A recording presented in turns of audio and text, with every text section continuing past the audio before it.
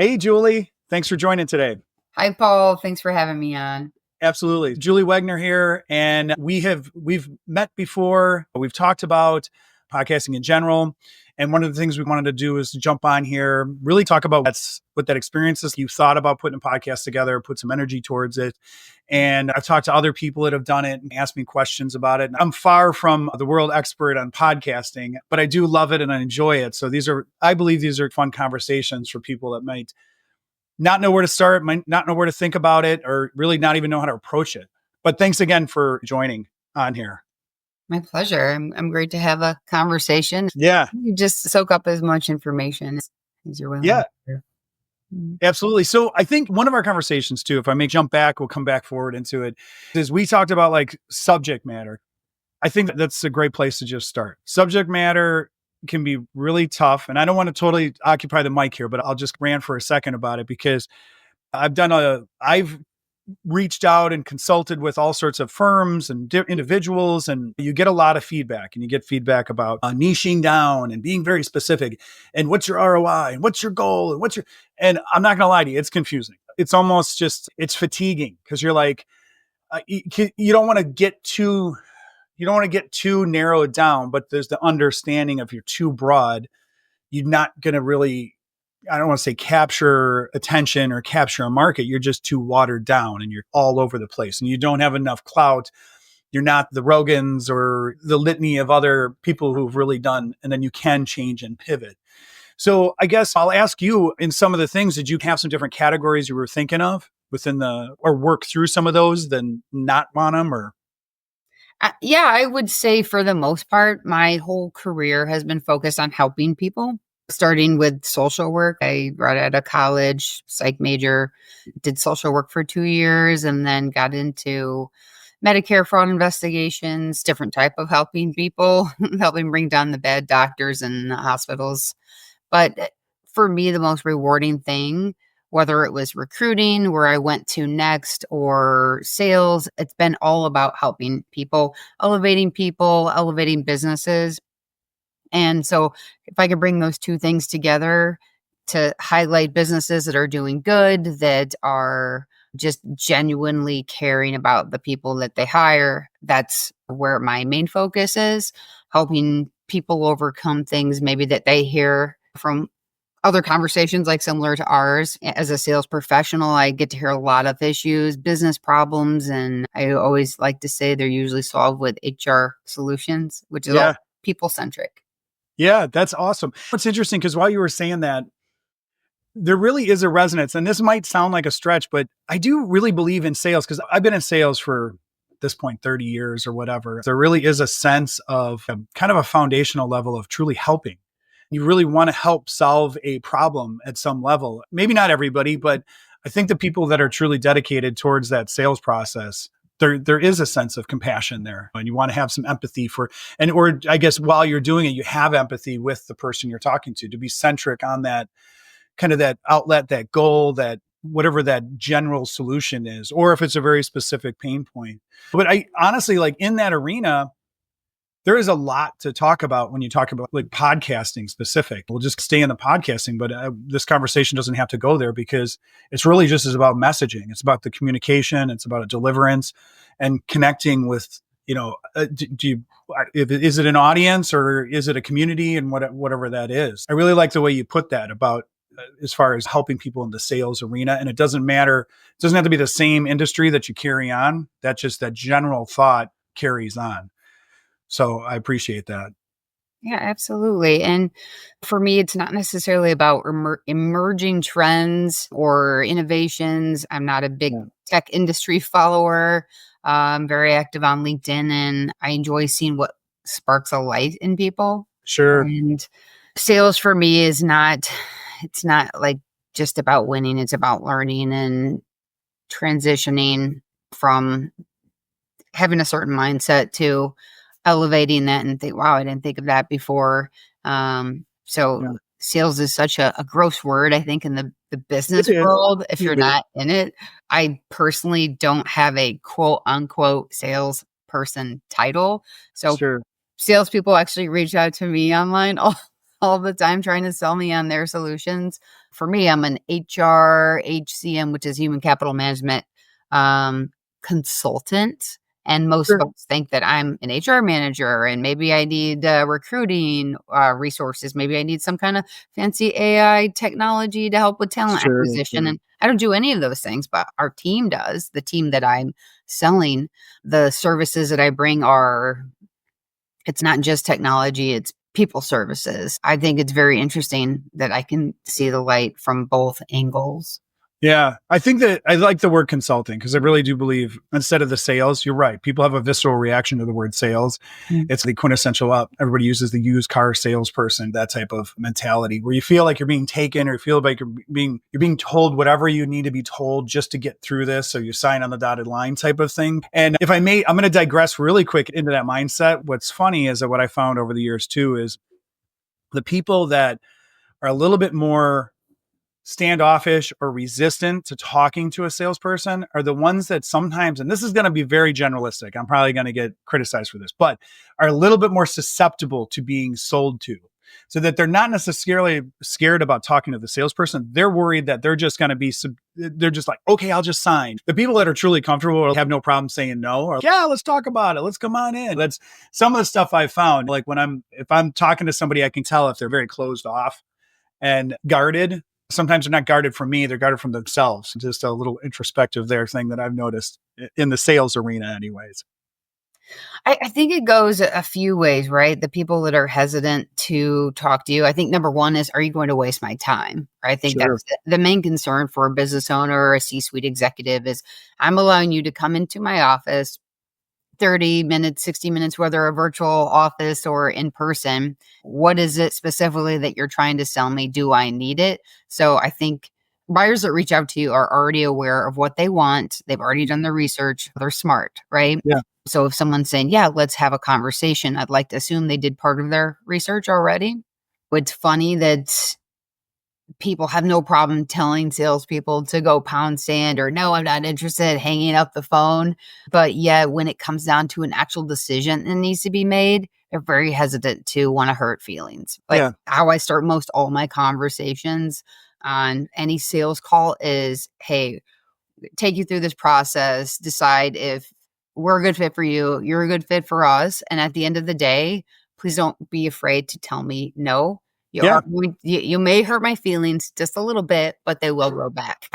Absolutely. But what's worse is stringing somebody along. There's nothing worse than getting strung along for months, or depending on your sales cycle, it could be a couple of year cycles or something like that. And there's that saying, I don't really believe in the word fail, but if you're going to fail fast type of thing, like just strip the Band-Aid off so you can allocate your energy towards other directions. And that's from the salesperson side of it.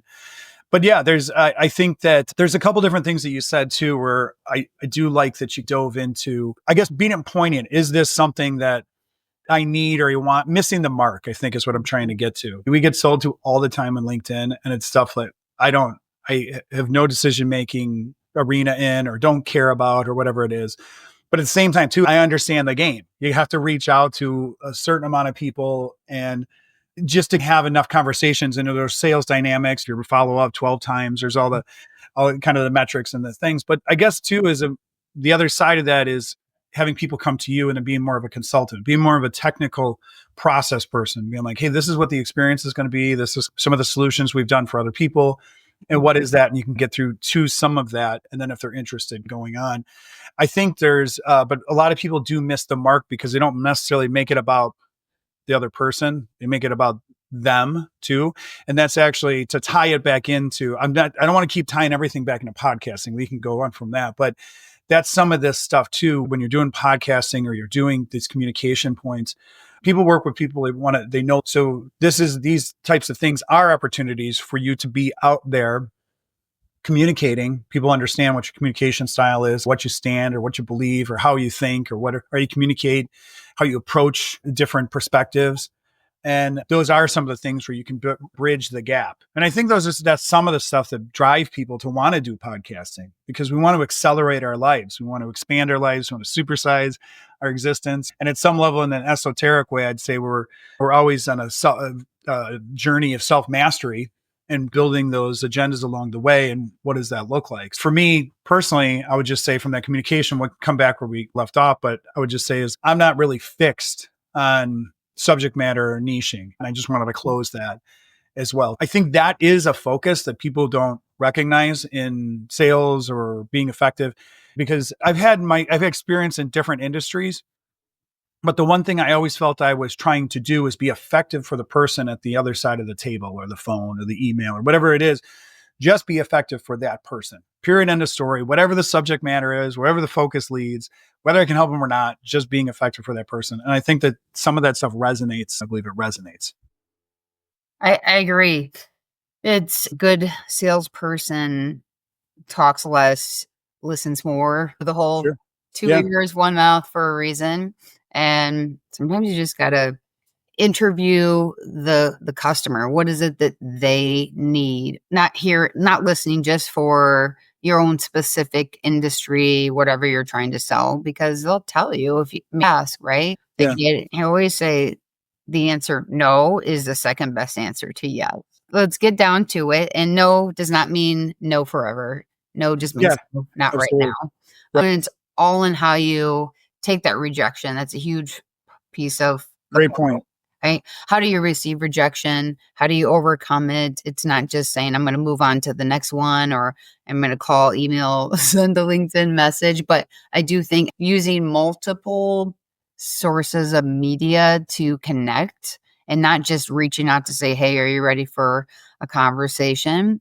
But sharing things, sharing information that's insightful, learning more about their industry than maybe even they themselves think they know. So it doesn't mean you have to become a subject matter expert in all industries Right. to service one client. And some people do. They end up specializing. The company I work for, Connor and Gallagher One Source, they're insurance services broker doing all business insurance, group health benefits, retirement, and then my side of the business, human resources and payroll services. And honestly, there's some people that are definitely generalists. They have clients in white collar businesses, blue collar businesses, and that's where I spend my time, somewhere in the middle or on one side of the other. And then we've got some people that specialize in things like elevator businesses. You're like, I didn't know there were Yeah. so many elevator businesses, and that Yeah, there is true. Cause so I'm involved in the fire protection industry as well, but there are people that are like recruiters or different service providers and stuff. But I use an example as like a recruiter, and they really specialize because there's certain credentialing and there's certain education points that are required to do those types of jobs. Somebody will come in like a generalist. I'm just using this one as an example, but you'll come in as a generalist and they're missing their mark, and they're bringing down in the recruiter specifically, they're bringing out watered down versions of this and aren't quite hitting the mark. So there is a huge value of really doing a deep dive into an industry. Absolutely. It's unquestioning. There's people that specialize in medical or fintech, like I think you brought up too, and they know their stuff. So they don't miss the mark, and they don't, and I think for myself, and everybody has their strengths and their shortcomings too, but I've always been more of a generalist, a knowledge of many different industries and different perspectives, because some of that stuff is about also what lights us up. Some people really like to do a deep dive. Some people like to just learn just the expansive of many different things. So it's kind of that personality fit. I think that I assimilate best with the latter, just Yeah. my brain called an intrinsic mind, if you will. I love it. Just to keep my interest and always thinking about other things, right? Like I would rather read 50 articles that are, I don't know, 5 to 10 pages long as opposed to one big book on the same Yeah. subject. Yeah. Yeah. Like The perception. cornucopia of ideas, because you're getting different influences in there. But that's, again, it's what lights you up. It's like the next person wants to do the deep discovery on one subject because it lights them up. Yeah. You had mentioned that C-suite level or the white collar type of, I don't know, management or in that arena and stuff like that too. So we'll stay in the same theme because I do like where we're going with that, but I started in a podcast. We'll stay in that realm for right now, is to approach that type of your clientele. So there are people that will go into the podcasting and doing this type of communication, and they'll invite a potential client. You have that time with them, you have that bonding experience with them on camera. And there really is something to it. Like it's a good connection.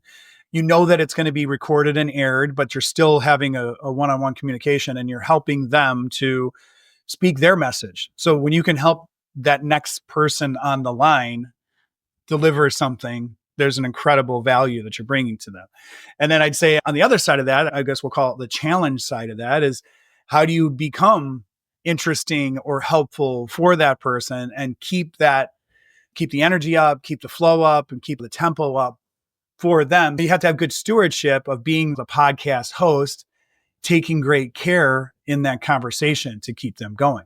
So there are challenges in that arena. So when you're selecting, we talked about your selections as far as your niche or your focus or your guest base. Who are you asking to come on? And I know that you said you put some thought into that and then maybe you changed your mind a couple times along the way. Did you have some additional thoughts at, or do you know where you're going to go at this point? Or are you still noodling on that arena? Initially you would think just because my background has been in the HR service sales for roughly 10 years that I would focus on HR and payroll. The call it the stepchild of business, right? People don't put enough attention and focus on it as a piece of business, as in this is a cost, as opposed to it could be a revenue generating Sure. source if Yep. I'm maintaining my people and attracting and retaining them. But for me, I would say to stay in a niche subject probably won't happen. To stay in a broader, call it strategic conversation, is probably where I will focus, and in a sense of businesses, different types of businesses, similar storylines, but just learning about business owners' journeys is Yeah. really where I'm focused at. But honestly, that's probably better than I do, Paul, just based on your podcast here, is that you're not just looking to speak with the CEO every time or the CFO every time. It's got to be someone who genuinely has a passion for talking about their business, the Yes. problems they face, how they overcame it. Really just bringing that energy, and has to be conversational. That's what I'm looking for. Absolutely. Looking for real, genuine So conversations that other people can just take little bits and pieces from and say, I like that idea. I'm going to work with that. I'm going to go there. And had I not heard this, I probably wouldn't have had that epiphany. yeah, I absolutely love it. And that's leading into a couple other things I was probably going to say too, is there is the sense of you being a good stewardship where I was of being, we'll call it a host or just organizing the conversation. And then there's the other side of that, your guests. When not every guest is the conversationalist, or they have we'll call it, I always call it the safety internally with them to speak freely, to just riff on a thought or an idea. It's these types of things. I don't think everybody realizes it, but it feels high stakes sometimes. We get on a conversation with somebody, there's a camera on us, we got a microphone, and we're like, all right, be a genius, say something really smart and insightful. And it's not, you can't necessarily do that on cue. And you're like, oh my God, I don't know. You clam up and your mind going a million miles an hour. And you're like, how do I correlate my thoughts? And you pull it all together. There's that aspect of the synergy between the people. So now what you're doing is you're like, okay, I got an idea, not you, but just the royal in general, is I have this idea and I want to reach these people. And then you go out and do it. Now, this is my personal experience, and maybe somebody else would have better advice for this, but you just go and start talking to anybody that's willing to come on the show. That's where it starts. Anybody that's willing to have a conversation, and you do those things and you work those things out. So some of it is because you have to, I use this little phrase as act first, think later. You just have to get into action, because if we overthink it, and try to wrap the prettiest little package present, there's too much thought, there's too much buildup. So some of it is just go and say something dumb. I know that sounds weird, but just don't be afraid to sound silly or step on our toes. And I guess this is me giving another level of advice too, but are the people the biggest critics in our lives a lot of times aren't the people that we don't know. There is that, but it's the people we know. It's the families, friends, and everything else. I'll give one little piece of advice too, is one of the things I did. It wasn't that I had that. It was more like I have a very busy life, and it was consistency. I was very worried about not being consistent and showing up all the time. So what I did was I shot a bunch of shows with people I know and trust and that I enjoy talking to. And so I had them in the can, I guess they call it. You have a bunch of shows in the can, and I guess that's the old film days or something. They were in a can, but I had a bunch of shows in the queue, And then when I was ready to launch, I had that pipeline of shows to show up consistently. So that it was undeniable. I'm committed to this. It wasn't like I did one or two and then disappeared for 6 months and then did one or two. So there's just something to say about stacking the deck in your favor. Consistency. Yeah. Consistency. So even if you have a critic, you're like, I don't know, I've got 20 shows sitting there. So it's like that too. So I think those are always important things to just mention as well, because I think the biggest critics are up here for ourselves. You said something about feeling, you said, I'm not quoting exactly That's right. fine. Being afraid to feel like you're saying something dumb, right? Sure. I think for me, that's the fun part of what I do. I'm always saying something dumb. Like whether it's a voicemail, you re-record it like 2, 3 times. From a sales perspective, you're like, they're never going to listen to this anyway. Hit send. And then you just remember it, or you're having a conversation. But I think most importantly, like that sales aspect, we've all done cold calls. Yeah. Saying something memorable, asking a question, they're going to remember your conversation. So when they say, call me back in 6 months, you call back in 6 months. And I remember one specifically conversation with an owner. He said, Julie, I'm up to my elbows in alligators. Call me in 6 months. So what did I do? I made a note. I wrote alligator, 6 months. Call him back in 6 months. I said, hey, Steve, you said you were up to your elbows in alligators. Did you beat them all off? You have some alligator boots? Yeah, Something, over. But so I'm become accustomed to not being afraid to say dumb things, because they're not even dumb, right? It's just like, oh, I know. Yeah, I know. You're using the word lightly. Yeah, absolutely. Constantly evolving, right? It's improvisation. Sales is so much more than just picking up a phone call or sending an email and trying to get someone to buy something. It's being a steward of human connection. Mm-hmm. Yeah. And remembering those points like you just did too, that you were saying that those little things, because that's that human connection. Because you could call up with a script and just a total recorded, you said it 1,000 times and it just comes off. Nobody needs a script. Hey, if you know what you sell, that's really all that matters. But talk about saying something dumb. I've had supervisors in the past, I don't mention names or anything like that, where it was just, there was no connection, right? Let's just get down to business. And it's overwhelming for someone in a new role, a new industry. And in that case, I wasn't doing something different. It was just a different industry. And every conversation, I felt like I was pulling teeth. Okay, how do I connect with this person, the person in front of me, not outside of that? So I caught myself saying several dumb things and feeling judged every time. And then eventually I was like, okay, this doesn't work. And so in that situation though, too, did you end up going quiet? Because there's a saying out there too, like when your good employees go quiet. I did. I forgot the exact one. Go quiet. I locked myself into my office, did my job. I've always been, everyone's got a vice, Paul. Mine is I'm a bit of a workaholic. Yeah.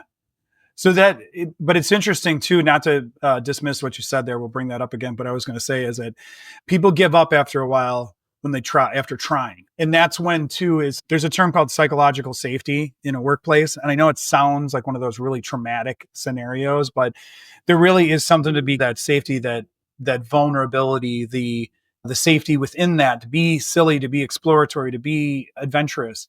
Those are actually the businesses that grow the fastest and the most expansive are the ones that have an environment of kind of that. It's a little bit of that safe trial and error. We want to fumble around like the toddler and without breaking the dishes. It's just but if you don't have that environment, or you have somebody who shuts you down, but all the time you stop. It's just, it's not even what's the point. It's just that now when I know that I have to talk to this person again, I'm going to have to build this whole thing where I'm going to have to defend the spark of genius I had. Let's do this. And I'm like, all right, well, now I got to bring a bunch of facts. I got to spend the next 2 hours thinking about what's the ROI on it? What are the metrics on it? How can we measure it? What does it weigh? What does it look like? And you spend more of your energy defending something that doesn't even exist, and you really can't back it. They can't. What is this going to bring to us? So anyways, I didn't want to go off on a tangent on that. I just think that there's some real importance and power within those types of environments. And a lot of people live within those and their work within those environments. That it's just such a shame. So thanks for sharing that one story you said where you just kind of stopped talking, you stopped trying, So, Yeah. but that's what too. Sorry, I was going to say one more thing. That's when like that amygdala hijacking happens too, because people start to become resentful and the expectations, and that starts to feed into that environment. Anyways, No, yeah, it's a big energy shift for it sure. is. And It is. and I think that it extends into other employees, and usually it's not just one, right? Mhm. It's several people that feel that way, but everybody's quiet. It's palpable when you walk into a new position or meeting or whatever it is, and everybody's on nerves. There's one or two people that you know are just going to walk out of their room and say something, or they're going to give you a quick response or heavy judgment and stuff. There's such a difference between that or being in a free flow room where people are, I don't want to say like laughing that are not serious, but humor is the enemy of tyranny, and tyrants don't like humor because it disrupts their control factors. So, anyways, one of the things too is I've had these conversations times with people about communication in those types of situations, or if there's a manager or somebody who's upset with you. I think some of it is people don't necessarily always have the bearings in the conversation. There's kind of three base things, and there's always subtext to them, but one is the element of the focal point. Are we talking about the big picture, the 32,000 foot view, or are we talking about the nuts and bolts under the bus right now? Where are we at on this scale? Kind of identifying that or asking that person. Is this a left brain? Is this a right brain? Are we talking about a very cognitive thing? Are we talking about some theory? Is this an idea? Where are we creative talking? Or is this, and the other one would be time. Are we talking about past, future, present? It's not it's an easy thing, but sometimes identifying where that other person and working with them to say, where are we talking about the wide angle, the big picture? Or are we talking about this specific thing? Sometimes people do that where they jump from the wide angle to the specific and then back to the wide angle. And you're like, I can't track you. I don't know where we're at. Are we talking about the past? Are we talking about the future right now? And so you get these perspectives and you get these orientations. And then the next part of that would be, how are we showing up? Am I upset talking about the past stuff that I've just brought forward in this situation? Or am I being too general and non-specific? And if you can dial in the two people, the two humans that are having these conversations, sometimes you can get closer to the subject matter. And again, that's an oversimplification because we're complex creatures and we have the ability to come into a conversation both happy and sad at the same time. We're very dynamic.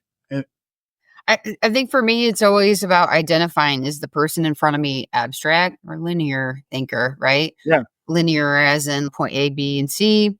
Not to say that it's a certain type, like type A person, type B, but sure. I feel like I'm a type A person, but I also feel like I'm a type B person. I ride right in the middle of that bell curve, but I'm an abstract thinker 100%. I'm not A, B, and C, but I force myself into that. Sure. Right. I'm an abstract thinker. Like you said, hey, I'm going to start here. I'm going to go here and here. Did you follow me on that? Because if not, I can go back and tell you how I got Yeah. to this, point. And I'm sure there's going to be someone out there. There are people out there that are not necessarily like this. I feel a lot of sales professionals are very ADD. I myself am clinically diagnosed ADD, not self-diagnosed like all of us salespeople want to say. Mhm. And for me, it is what it is, right? Not a medicated person. I feel like I like to be able to free flow and think. And sure, I might lose track and I might go off on a tangent at times, but it helps in that creative process and it makes me think of other things. And I do feel like I can multitask, right? Mhm. And maybe not having any one particular task be successful, but that extends into those conversations. I feel like you're a lot like me, if I can say that, from the abstract mindset where, hey, you've got an idea here. Oh, what you just said right there, it made me think of this other thing. And Yeah. that's what conversations are, right? They're never one sided. And that's the whole point. A conversation goes back and forth, Sure. right?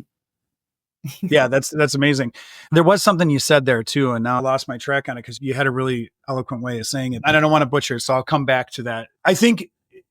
What was really walking people through it? I think the way you were talking about it was, this is where I'm at. I think when you can explain, that's when you become a good communicator to people. It's not about fancy words, articulation. A lot of times it's, are we on track? This is, hey, I'm showing up here. And even if I were to say something like, Julie, selfishly, this is what I want. This would be a good thing for me. But I understand that there's another 20 people around here that also have to do something. So we're coming, what's the best for the environment? And then here's the ease of process for me. And those are the conversations you can start to be like, oh, I see that. I see that. And now that makes sense. So I think those are the effective communication points, not that exact scenario, of course, but explaining where you're at, either technically, emotionally, mentally, your perspective. I think sharing those and not being concerned with, it's not even criticism. I think it's just sometimes people are just confused about the environment because they're so far up their own ideas that they can't see. They don't see, understand the field awareness themselves. Yeah. So when you can help people and you have that vulnerability to collaborate, that's when things really start to cook and they start to move forward in those conversations. Agreed. And you did say something on emotionally. So funny because I just had this conversation the other day with a young woman who is at a competitor of my own organization. And it was interesting that she and I were talking. She's much younger in her career and where she is from her experience level. And we were talking about men and women and the differences and how they are from a business standpoint. And there is a clear definition to me and how men and women interact with each other themselves. And we had talked about that in itself, where she's, I don't understand. I network with other women. I'm working to, some women really just want to work with other women in the business world. And I get that. I've had better, call it centers of influence relationships with men, just because I don't know, I grew up with a lot of boys in my family. And that process of working through and defining the emotion, you said emotion, right? Yeah. I think women are very emotional, passionate creatures. We cry in the office. It's not acceptable to cry, but I have cried and I'll be the first to admit it. It's not fun. You feel very vulnerable. Who says we can't do that, right? And you shouldn't be crying Right. in the office all the time or you got bigger problems. But I think because we as women, we refer another person and we take a lot of responsibility for that. Hey, I've known Janice for 10 years and I'm introducing her to my client who happens to have a need that Janice can solve. If that goes bad, me personally, I'm going to feel bad about that. Yeah. I'm going to think that there's something I need to fix. Yeah. Whereas there's going to be several guys out there that are going to correct me on this. You're like, hey, I'm going to introduce you to my client, Bob. If something doesn't go as right, you're like, no big deal. Bob and I are still going to golf and you and I are still going to golf. Men and women just think about business entirely different, I think. And I'm not going to say women need to change our mindsets, but we got to find a middle ground, right? Because we are these emotional creatures Yeah, too. I don't, and there's nothing wrong with that. I think that there's people that truly genuinely care. Not everybody does. I think there's some people that are very callous and narcissistic, and that's a very shallow pool there. But there's people that genuinely care, and I think that the deeper you go with that feeling, the stakes feel higher, and then the emotional outlets are there. So it's very difficult to totally articulate it, but I think you brought up a really good talking point. I think that's actually a whole conversation because you almost have to break out some different scenarios of how high are the stakes in these situations for the emotional capacity, because some of it is the environment and it's the stacking of the day. I think a lot of people, when they break down and cry, not just women or whatever, have a total emotional meltdown about stuff. It's not one thing. It's a stacking of many things and the internalization of that and the harboring of the deep thing and of how big this is. And I think that some people are like, and again, I'm not going to men, women. I agree. There are definitely certain, if you were to generalize, there's certain approaches and responses that men are going to do more than women. But I think it's sometimes too, it really is that individual of how much they actually care. They don't, or how much they're absorbing it. And they're like, it didn't work out. It's okay. There's 1,000 more. But the stakes, I think some of it is the weight of the stakes and the weight of how much you personally take responsibility for. So I think there's some of that plays into it. And some of us suffer more silently than others. Agreed. And I'd say too that on that subject, but a little bit off, is I know that by the time somebody says something or maybe breaks down and cries or has an emotional response, this has been something that's been going on for weeks or months. By the time it builds to that point, there's a deeper systemic flow that's happening. in those situations too. By the time that somebody comes to, if you're a boss or a manager and somebody comes to you, it's not just like one little quick thing. It's cumulative over time. So yeah, no, I think you bring up a great point, and those interactions and the understandings of, and here I don't disagree at all about the women and the men, even from the feminine and masculine, the energies, because that's its own subject too. But I think there is a level of, I think it's the weight person. This is just my opinion though too. So don't, you don't have to agree with me or not, but it's just, I think there's the weight and the stakes in the game and how much we harbor and care and transition through those. I would say you're absolutely right. It's not just a male, female. No, but you brought up a great point, because there is something how women approach things and how men approach stuff, and the communication doesn't always mesh. Those threads don't always, and men can come off cold or callous to situations for sure. Absolutely. And then it also depends on the level of position you are on the org chart too, and all those stuff. No, that's great. As we wrap up here too, I want to bring it back to that podcast thing.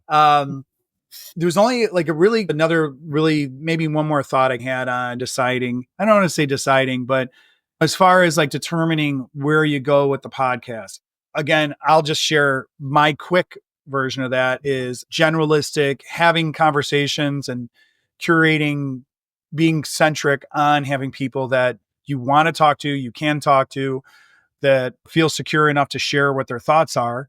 I'd say do those first, regardless, and have those. But then obviously it helps to have some subject matter pinned around it, of course. But don't be fixed, I think, is something you said earlier, to add on to that, not to be too fixed or too rigid on the outcome or where it's headed. And that in that exploration, and I think that's where the genius is going to come out. That's where the genius is, in the mundane. And as much as we want to sound intellectual or smart or cool or whatever it is, so people will like us, love us, and adore us in our own weird ways, the best we can do, I believe it's all been said and done to some degree. There's been billions of people living on this planet that have lived and died and everything and transgressed. But best I can do is put a string of words together that might spark an inspiration, a thought, an internal memory. All this knowledge is within us. If there's something that can be said in these podcasts or in these conversations of all sorts, not just this, but that could trigger some type of, oh yeah, I remember that. Oh, I remember an aspect of me. Oh my gosh. And just, that's it. That's the victory. That's the ROI. That's the exit stage left. I won the game in that sense. That's really, if we can stay centric on some of that stuff where it's about the potential audience out there. And that can be hard because you don't see it. Like right now, we're not in front of a live audience. We don't know who's ever going to listen to this. Maybe nobody, maybe a million people. I'm sure at least one person will. Nice. All right. Get one person, and we hope that we inspire that one person. Yeah.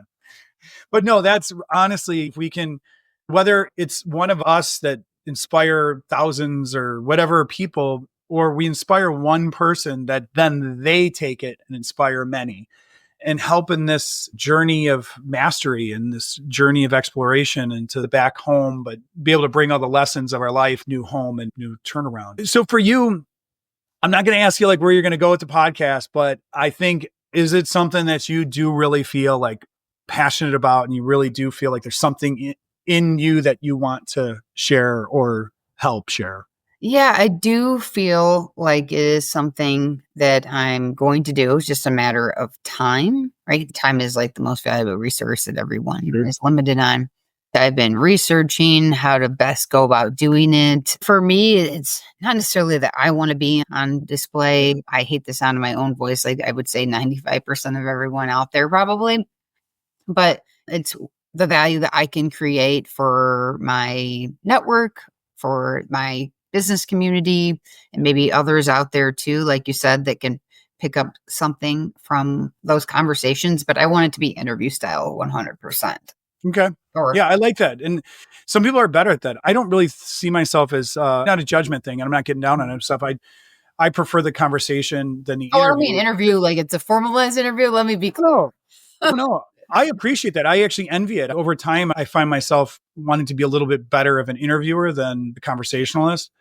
but we have our talents. I like that interview style. And what you're going to do is you're going to draw little anecdotal stories and things like that. If I may share really quick, as I was talking to a guy earlier today, he was talking to me, he dives, does deep sea diving or something like that. So he says one of the tests is you close your eyes and they spin you around, and then you have to figure out where your orientation is, and you follow the bubbles because the bubbles go up. So like one of his little lessons, like if you talk to the CEOs and high level people, and they always have these little anecdotal stories or lessons, his thing was just first to gain your orientation, follow the bubbles. So the bubbles are up. So it was like those little life lessons that are tangible. And so those little things you'll be able to draw out of high achieving people. And I think there's a lot of genius and there's a lot of things for people to add to the world. Yeah, I agree. And I think this has been great for me. I appreciate you having me on. Yeah, I love it. I appreciate it. And then when your show's really big, I'll be begging to be on your show. So how about that? Hey, you know what? I would definitely have That would be awesome. I remember when, like then and now. I love it. All right. So thank you so much, Julie. I appreciate this time we shared here and we just hashed out some of the stuff about podcasting. Yeah, my pleasure. Thank you. I appreciate you inviting me.